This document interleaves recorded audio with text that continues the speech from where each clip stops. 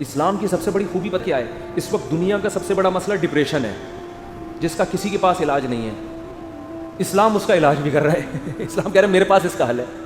میں اگر لسٹ بنانا شروع کروں نا لوگوں کے فون سن کر کہ کتنے لوگ ہیں جن کے میرے بیان سن کے 5 سال سے ڈپریشن کی گولیاں کھا رہے تھے، وہ گولیاں چھوٹ گئیں، تو آپ حیران ہو گئے. آپ کہہ سکتے ہو مفتی صاحب آپ چٹکلے سناتے ہو اس لیے. نا نا نا نا نا وہ بیانات سن کے جو میرے بیانات اسپیشل اسٹریس اور ڈپریشن کے بارے میں ہوئے ہیں.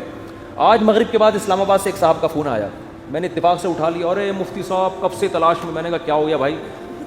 کہہ رہے ہیں بھائی میں کئی سالوں سے ڈپریشن کی گولیاں کھا رہا ہوں، میری ڈپریشن ختم نہیں ہو رہی تھی. آپ کا میں نے ایک ڈپریشن کے خلاف بیان سنا، ڈپریشن کیسے ختم کریں یہ تھا یا پتہ نہیں کیا تھا.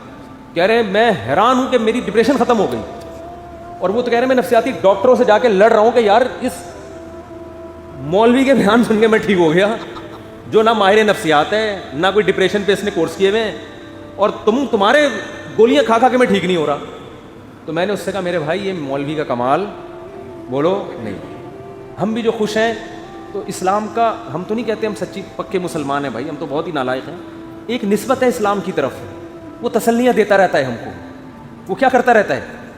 وہ تسلیاں دیتا رہتا ہے. بھائی سب سیٹ ہے، کوئی مسئلہ نہیں ہے، ہو جائے گی، صبر کرو، ٹھیک ہے نا.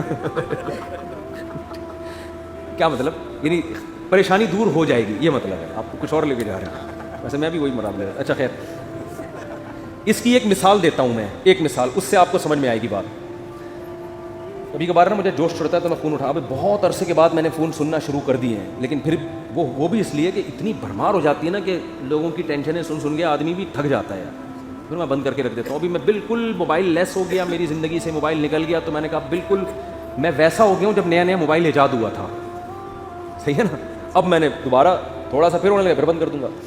تو میں نے فون سنا تو کسی نے مجھے کال کر کے بتایا، ایک خاتون نے کہا کہ میرے ایک بچے اب بیمار پیدا ہوا معذور، دوسرا بھی اب مجھے دوبارہ ولادت ہونے والی ہے. میں اتنی ٹینشن میں ہوں کہ تیسرا معذور بچہ پیدا ہو، اور ٹینشن سے میری حالت ایسی ہو گئی، میں گولیاں کھا رہی ہوں، یوں کر رہی ہوں، اور میں جناب وظیفے پڑھ رہی ہوں. اور پھر مجھے کہنے لگی میں نے رات کو اتنا لمبا وظیفہ پڑھ کے جب میں سوئی تو مجھے خواب آیا. میں نے کہا میں نے بہت سن لی، اب آپ خاموش ہو جائیں. وہ کہنے لگی میں رات کو سوئی، میں نے یہ والا وظیفہ ہے، مجھے ایک عامل نے بتایا، بزرگ نے بتایا یہ ہوا ہوا ہے، تو میں نے یہ والا وظیفہ، میں خواب. تو جیسے ہی خواب پہ پہنچی میں نے کہا اسٹاپ. میں نے کہا مجھے خواب نہ سنائے، آپ خوابوں کی دنیا سے باہر نکل آؤ.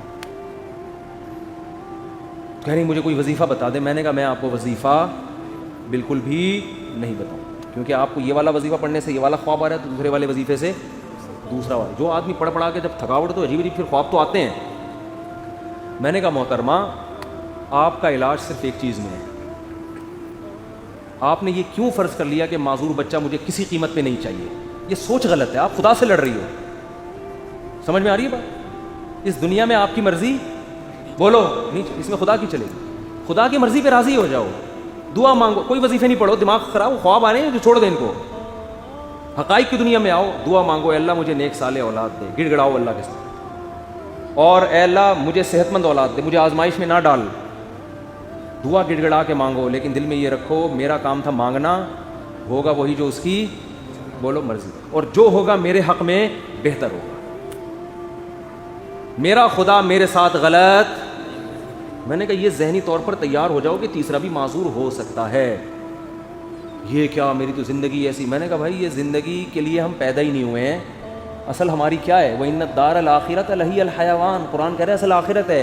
یہ دنیا تو مسافر خانہ ہے، اور لانڈی جا رہے ہو، لٹک کے سفر کر رہے ہو، جگہ نہیں مل رہی.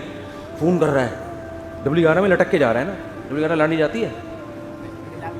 کہاں جا رہی ہے آج کل؟ ٹاور تو جاتی ہے، اس سے آگے نہیں جا رہی. کیا فائدہ W11 کا؟ ہم فضائل سن ایسا نباز سے آپ W11 میں بیٹھے، جگہ نہیں ملی، لٹک کے جا رہے ہیں آپ. گانوں کی آواز آپ کو کھڑکی سے ہوتی ہوئی آ رہی ہے.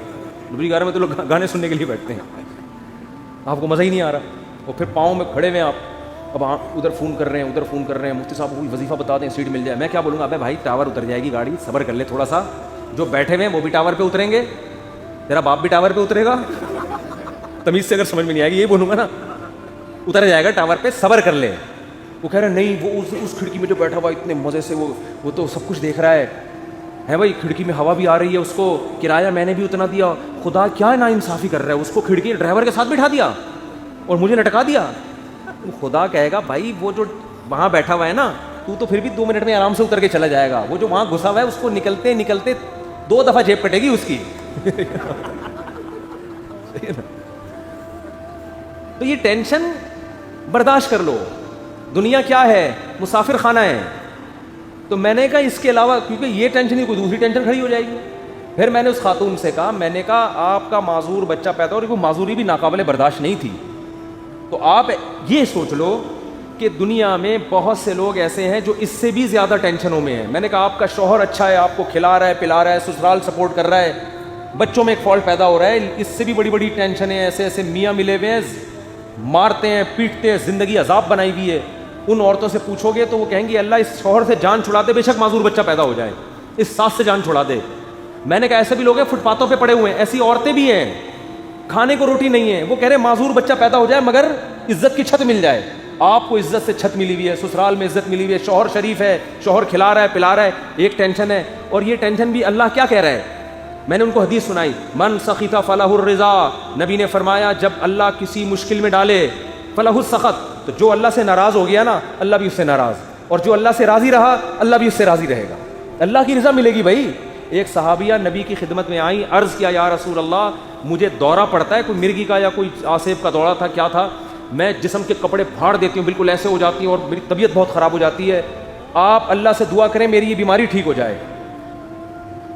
تو نبی نے کیا فرمایا, فرمایا ٹھیک ہے میں اللہ سے دعا کروں گا تمہاری بیماری ٹھیک ہو جائے گی, لیکن پھر جنت کی گارنٹی نہیں ہے.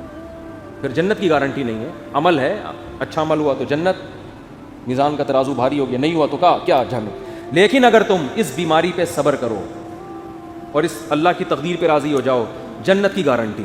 کیونکہ اس صبر پہ جو تمہیں اجر ملے گا نا وہ اتنا بھاری ہوگا کہ اگر زندگی میں کچھ گناہ ہوئے بھی تو یہ نیکی ان گناہوں کو کیا کرے گی, کھا جائے. پھر جنت کی گارنٹی ہے. ان صحابیوں نے عرض کیا یا رسول اللہ جنت کی گارنٹی چاہیے, بے شک یہ بیماری ختم نہ ہو. بات آ رہی ہے سمجھ؟